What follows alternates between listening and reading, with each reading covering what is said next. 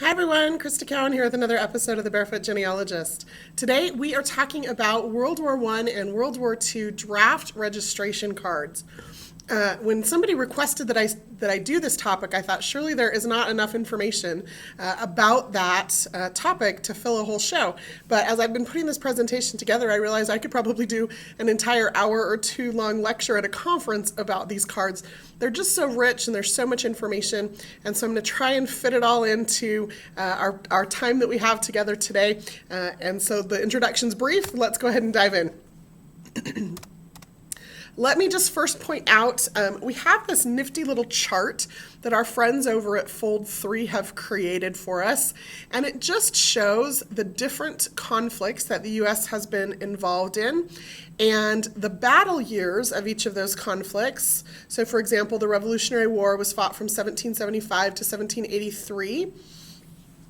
And then the approximate, and these are approximates, of course, approximate birth years of the people who would have fought in that particular conflict. So again, for example, the Revolutionary War would have been 1726 to 1787 would be the birth years of the people who fought in that particular battle. You can find this chart on the Ancestry.com Pinterest page. You can also find it on our blog. Anne Gillespie Mitchell wrote an article called What War Did My Ancestor Serve In? If you just Google that or go to the blog and search it, you will be able to find this, and you can then pin it for yourself or download a copy of it so that you can have that as a handy reference guide. Really useful. We're today going to talk about specifically World War I and World War II, and we're going to talk about the U.S. involvement in those particular wars and some of the records that were created, specifically the draft cards that were created because of those two conflicts. So let's start with World War I. The United States was engaged in World War I from 1917 to 1918. On Ancestry.com, we have 24 million cards of these World War I draft registration cards. That represents 98% of the male population of the United States at the time between the ages of 18 and 46. So if your ancestor was living in, or any relative was living in the United States in 1917 or 1918 and is between the ages of 18 and 46, the chances are you are going to find them in this particular collection. Okay? Men had to register regardless of their citizenship status, so it does not matter whether they were a U.S. citizen or not. If they were living in the United States, they were required to register for that draft. Now, there were several rounds of registration, 3 to be specific, and here's kind of how those break down. In June of 1917, all men between the ages of 21 and 31 were required to register. So there's a little bit of math there. Actually, I'll show you where you can go to find the math already done for you in just a minute. But ages 21 to 31 registered in June of 1917. In June of 1918, there was another round of registration, and that was for all men who had turned 21 within the last year since the previous registration. So newly aged in men. And then the final registration occurred in September of 1918. And an interesting thing happened with that registration. As the war raged on, they needed more men to serve. So they lowered the draft registration age from 21 to 18. So now all men ages 18 to 21 had to register. And then they also raised the back end of the registration requirement. So all men between the ages of 31 and 45 had to register as part of that third registration. So those are the 3 different registrations. Now what happened is each time the government ran one of these registrations, they changed the card a little bit. So the first time they had a card that had 12 questions on the front of it.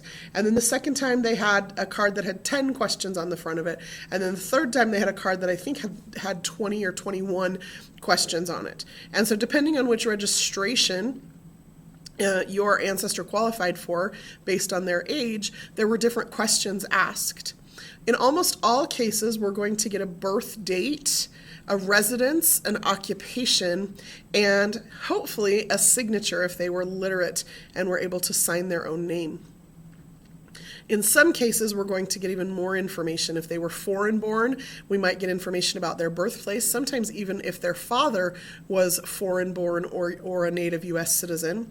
We might get information about next of kin, residence information, lots of really, really rich information. So let me just show you where you're going to find these cards. You're going to use the card catalog, which I hope you do anyway. You're going to hover over search, come down here, card catalog is the bottom option. You're going to click on that. That's going to take you to the card catalog, which contains a listing of all of the databases of records that are available through Ancestry.com. In the title field here, I'm just going to type the word draft and hit search. That's going to tell me that Ancestry.com has 10 databases that contain the word draft in the title. You'll see there are several different kinds of draft cards here. We're going to start with this World War I draft registration card. When I click on that, that's going to take me to this database. And one of the things that I highly recommend that you do always, regardless of what database you're looking at, is before you start searching, scroll down past that search box to read the information about these records. It's going to make your search more successful. There's also going to be some tips and tricks and information about why the records were created, what information you can get out of them, some historical information. And then here, you're going to see what I just mentioned earlier, where we've done the math for you based on the different registrations. So the first registration on June 17th, like I said, was for men aged 21 to 31. Well, that means they had to have been born between the 6th of June, 1886 and the 5th of June, 1896. So we give you these birth years already calculated for you for each of the registrations so that you know where to look or who is going to be included in each of those registrations from your tree. Now, of course, if you don't know when they were born or if that's the piece of information that you're using these draft cards to look for, that's fine too. That just know that that's kind of the way that works, and the different cards, of course, then have different information on them. Listed below here, we also show you samples of the 3 different kinds of cards, the 12 question, the 10 question, and the 20 question, so that you know what the different options are. We also have some search tips, and these search tips are really important for this particular collection. There's some anomalies. Every record set has its own unique things, right? Which is why it's sometimes challenging to have a global or a universal search for all 14 billion records on Ancestry.com, is because every set of records is just a little bit different, has its own unique things. And so when we know that information, we try to include that in the database description so that you can be successful in searching this collection. So here are just a few of the search tips. Some of the Italian immigrants wrote their last names first, and so they're filed as first name, last name switched. Excuse me. So if you can't find them, flip the names in the first name and last name space and try searching that way. Some of the Hispanics actually filled in because they have hyphenate last names or double last names in the Hispanic culture, they use their mother's maiden name and their father's surname. Sometimes those just got filed under their mother's maiden name because that often was the name that came first. Also, some men who lived in British territories, which at the time was quite a lot of places, just simply listed that they were British citizens. So when you actually look at those records, just be aware that that doesn't mean that they lived in England specifically. They could have lived in Canada or Australia or one of the British Caribbean islands, or there's India. I've seen several different locations where they list themselves as British citizens, but that does not mean that they were residents of England. It just means that they were citizens of a British territory or protectorate. Also, and this is a really, really, really big deal with these cards. A lot of our family members, particularly those who lived in rural areas, those who were undereducated, were illiterate. And this was one of the first times in their lives that they were ever required to show up and to give information about how to spell their own names or the locations where they were born. And some of them did not know how to do that. And so they would say their name, and keep in mind, we live in a little bit of a homogenized culture now, but at the time there were a lot of regional accents, there were a lot of immigrants with different accents, and so they're saying their names the best they can to the person at the draft board as they're registering.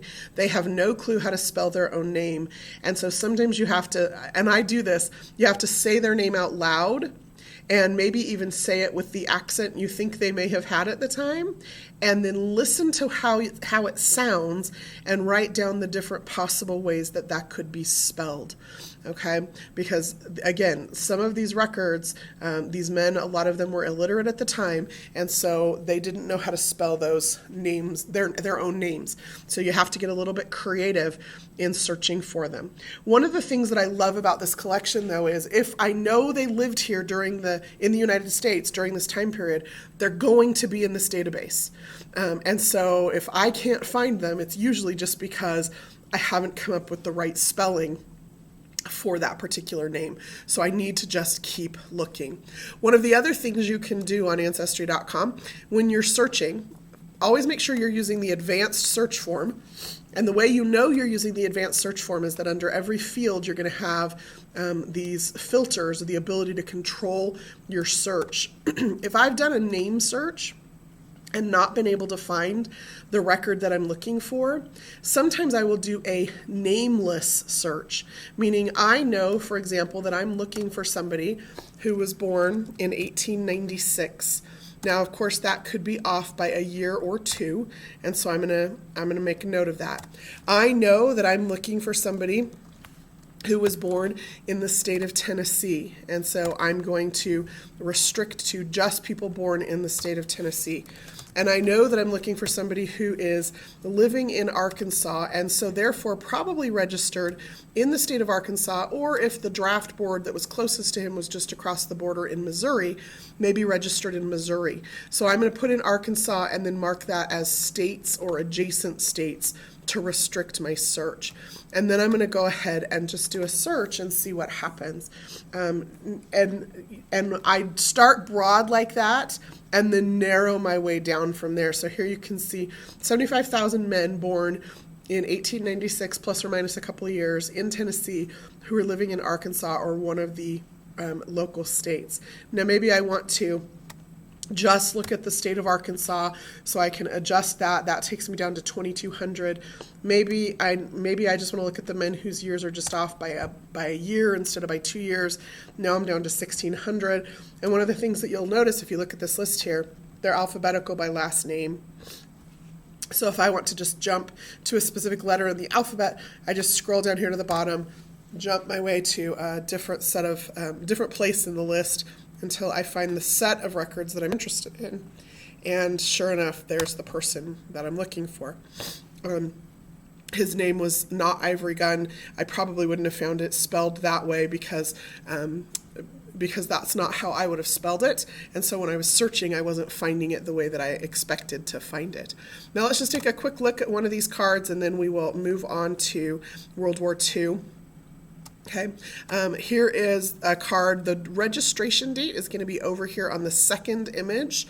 In this case, the two images were filmed together, so it makes it easy to know, this is the second image.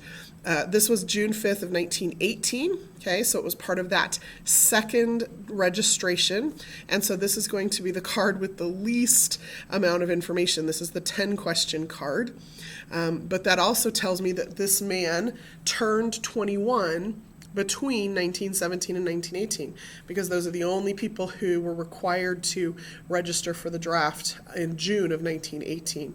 It lists his date of birth, his home address, his date of birth, where he was born. In this case, it looks like Middleton, Tennessee.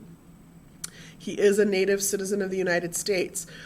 The question here that I love, but not in this case, is father's birthplace. And he lists here that he doesn't know his father's birthplace. And that's kind of sad if that's the piece of information you're looking for, but every piece of information helps, right? So then it lists the name of his employer and where he's employed, and then the name of his nearest relative, which again, in this case, a little heartbreaking on this particular card. The name of his nearest relative and the address of that person is one of the questions that's asked And in this case, he says he has none, have none, no close relatives. Then here is the signature of that person. Pay attention, really close attention. If your ancestor was illiterate, very often there will just be an X, either right in the middle of the signature or off to the left or the right of the signature. And then the name will have just been written by the registrar. And that's a clue to the level of literacy. If they could not sign their own name, they would just sign an X, and then somebody would write the name out for them. In this case, it looks like he was able to sign his own name. And then over here on this second image, we see information about descriptive information. And this particular card, they did what was called a strikeout. So they did a strikeout on words that were not applicable. So he is, instead of being tall, medium, or short, they've stricken out tall and short, and he is of medium stature. Then slender, medium, and stout are the other descriptive words here. They've done a strikeout on the top and bottom word and left medium. So this man is a medium height, medium build, with brown eyes and dark hair, and he has no physical disabilities or disfigurements that might disqualify him from service. Always pay attention to this as well. Sometimes it will list really interesting information about any kind of diseases, scars, sometimes tattoos, any information, identifiable information about that person is sometimes listed in this particular field. Then it's the signature of the registrar, the date of registration, and the registration board, the stamp of the local registration board. So as you can see, registration cards are really, really rich in information. And even when the information doesn't exist, no father's birthplace, no near relatives, they tell a story about these men who were caught up in that particular conflict in the United States at that time, and all had to report to register, possibly to be chosen to serve and to die. So let's talk then about World War II draft registration. World War II, of course, 1942 was when... We're going to talk about the different registrations, okay? All men between the ages of 18 and 65 were required to register. The first through the third registration were young men, and we'll talk about that here in just a minute. We do have some of those cards available online for a few of the states. And the reason is that those first through third registrations, those young men, some of those men are still living, and so there are some privacy laws protecting some of those cards. And so not all of them are available. What is available in its entirety as it exists is the fourth registration, frequently called the old man's draft. So what happened in that first through third registration, they were recruiting or registering those men from 18 on up who were physically able to serve. And then as the war continued to drag on, they decided to increase the age, much like they did with the World War I draft, only this time they increased the age up to 65 years old. So some of the men who registered for the World War I draft also had to register for the World War II draft. If you think about that in those terms, it's kind of shocking to realize that there are men who technically were eligible to have served in both wars. So the old man's draft occurred in April of 1942. That's the point in the war at which the United States determined that we needed more able-bodied men to register, and so the age was upped from 45 to 64. And so that's who's included in this old man's draft. 9.5 million cards are included in this particular collection. And I'm going to say it again, and I'll probably say it again. Read the database description. It's going to give you far more information than I can give you right now, but it's also going to help you understand exactly what you're going to find in these particular records. So let's take a look at them. Here is the 1942 draft registration. So again, that's going to be the old man's draft. Scroll down past the search boxes, you're going to see the database description. It's going to explain a little bit about why the draft occurred, who registered. So from November of 1940, just a few weeks before the attack on Pearl Harbor, and all the way through, or actually a year and a month before the attack on Pearl Harbor, the president signed the draft law into law because the war had already started. The U.S. just hadn't officially entered the war yet. And so technically it was the first peacetime draft registration that was signed into law. And so from November of 1940 until October of 1946, more than 10 million men registered for the draft. Okay, so this particular registration occurred in April of 1942, and again, it's for men 45 to 64 years old who were not already in the military. So some of them were, excuse me, some of them had served in the military during World War I, and if they had served in the military, they did not have to register for the draft because the military already knew who they were, had their information, okay? And so you're going to see, again, we've done the math for you. The ages or the birth dates of the men here are going to be anybody born between the end of April in 1877 and the middle of February 1897. That's going to be who's included here. Now let me just scroll down and show you one other piece of information. So the draft cards were originally managed by draft boards, which were controlled at a state level. And so these draft cards were then aggregated, but not all states provided all cards. So we've listed which states are included in this database. You'll see the list here. Some of them have an asterisk by them. If you scroll down, you're going to read here that those particular states, the records are incomplete. So it is possible, okay, unlike the World War I draft cards, which are almost 98% of men living in the United States are represented in that database. If your ancestor was here in the United States and of age at the time of the World War I draft, they're there. You just have to find them. If they were of the right age in World War II, they might not be here. And so just recognize that, if your ancestor was living in Ohio, for example, well, there's a little asterisk there that the records were not complete, and so they might not be there. Okay. Also, if you scroll down a little bit more, for these states, Alabama, Florida, Georgia, Kentucky, Mississippi, North and South Carolina, and Tennessee, the original draft cards for those states, unfortunately, were destroyed, and they were never microfilmed before they were destroyed.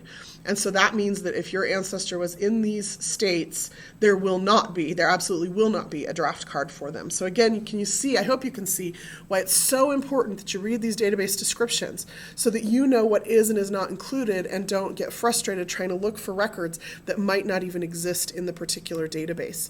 There is one other note, and there's lots of great information in here, but there's one other thing that I want to note. Ancestry.com obtained these records from the National Archives on microfilm. That's how we digitized them and placed them online.